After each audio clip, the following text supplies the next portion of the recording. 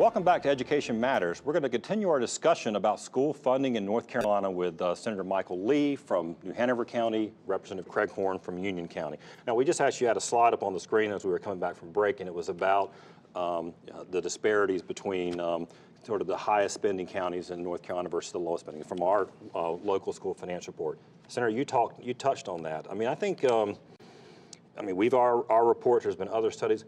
There's no question, right, that there are differences. People see it. There's differences in how schools are funded here in Wake County versus, 90 of the other counties. Is that something that we need to look at as a state?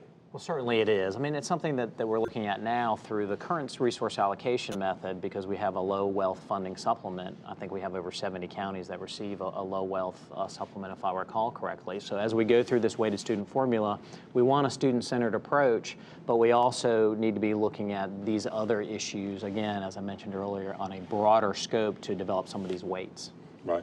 Now, one of the things that you may have saw in the news just, it came out this week, Wake County Schools just asked the county for a $58 million increase in local funding. And part of their presentation was they slotted declining resources from the state and new mandates, would they say account for $20 million of the request. Now, we could debate that. Yeah, I'll let you take that up. We could. I'll let you take that up with the Wake County superintendent. Right. But it does get to the point. Wake County, if it wanted to fund that, could do it.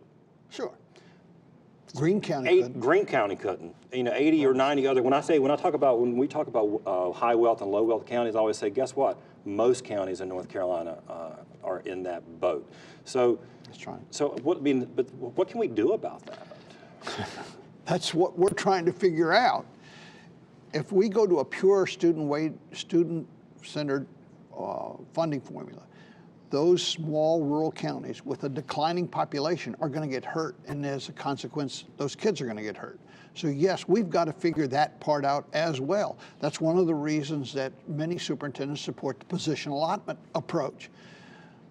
So it's balanced. How do we satisfy not the needs, the requirements? We're required to provide that education. How do we satisfy those for those counties, those LEAs that have in fact a decreasing enrollment? Right. At the same time, Wake, Charlotte-Mecklenburg, Guilford, we've got an increasing enrollment, which brings its own set of problems. All right. How do we satisfy those needs? I mean, Wake, just because we tape the show here, they're building 4 new schools. I mean, and both of you have been in other committee meetings just in the last 3 weeks where you're understanding that we need more school nurses, we need more new school counselors, so all this is going to take resources.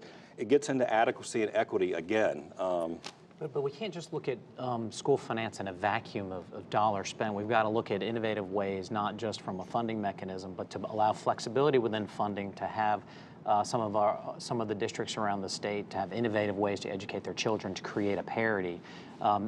Equity in funding does not always mean equity in education. I think we know that. So we have to have a formula that allows for innovative teaching curriculum to evolve in rural North Carolina as well as in our metropolitan areas. Right. I want to ask you about, get into the school choice, but really specifically charter schools, public charter schools. You've had two different hearings now where you brought in charter associations, advocates, operators. They were all asking for increased funding, just like all of us, right? Everybody's but, so I guess one of the questions that has come up is, should charter schools have a separate stream of funding? Right now, the way they're funded, as you both know, they basically, take money. The money's allocated through the districts, and then it goes to the charter schools. My own personal theory is that the model actually exacerbates the tension between between district schools and charter schools. But where are you right now on sort of adequacy of charter funding, and do you think they need a different? Or would you sort of, where's your thinking right now? And I'd like to hear from both of you.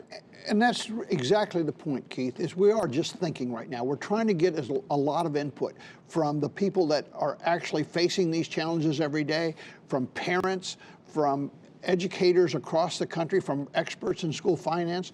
There are lots of pieces and parts to this puzzle.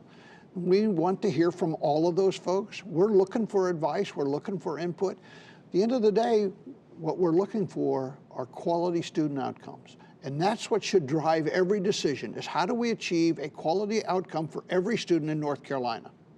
What do you think charters and choice in general about funding? Well, one of the reasons we brought them in is to kind of talk to us about some of the challenges they have with funding, because they are using a different funding mechanism. So when they came to us and explained some of those issues, some of them dealt with just the interaction of the charter system and the traditional system, but some of it dealt with other issues that they're facing essentially with regard to the method of funding that they have, which is instructive for us as we go toward a weighted student formula.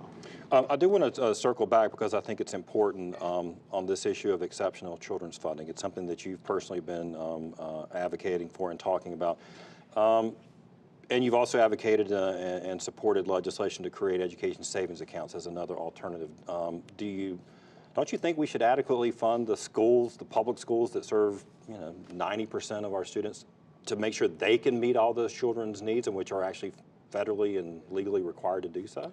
Absolutely, and that's one of the reasons we're working on the funding formula, so we can move from an antiquated system to a much more modern system and have transparency with the funding that gets down to our LEAs. I mean, ultimately, it should be a student-centered funding formula, and we should have individualized education, which again is student-centered.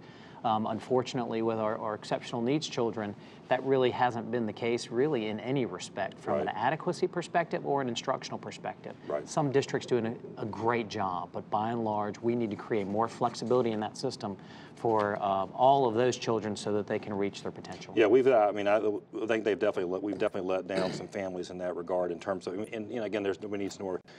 To wrap it up, I'll ask you, Representative Horn, and then a final word, really. October is the stated deadline to have.